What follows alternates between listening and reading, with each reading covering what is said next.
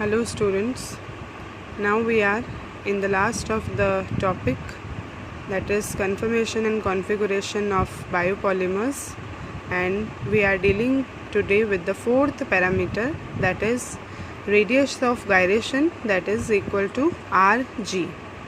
Rg is average root mean square distance, because we are dealing with various kind of distances, so it is the average root mean square distance, and it is taken from the center of mass, that is, it is the distance of atom from the center of mass. It is represented by the formula 1 by n half summation ij Rij squared whole half, that is square root. Here n is total number of monomer units and Rij is the distance from center of mass of each element Mi in the polymer molecule.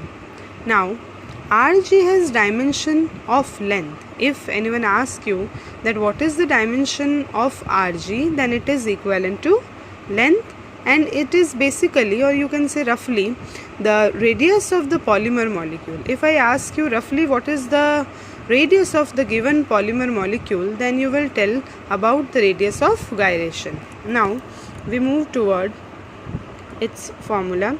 We have divided the value of Rg on the basis of the type of or the shape of our polymer molecule. If it is spherical, then we find that Rg is equals to integration 0 to a, where a is the radius, rho, that is the density, 4 pi r square dr upon 0 to infinite integration rho 4 pi r square dr to the power half. Now the integration value of this value is 3a to the power 5, and integration of this gives 5a to the power 3. On solving this, we get 3 by 5 to the power half a. Now on solving this square root, we get Rg is equals to 0.775 a, where a is the radius and Rg is the radius of gyration. If the polymer chain is linear, then the formula which is being derived is Rg is equals to 1 upon root 6 R RMS. We all have read mainly. We can revise what we have learned earlier, and we can also summarize with this topic that firstly we learn and derive the value of R RMS, that is root mean square distance.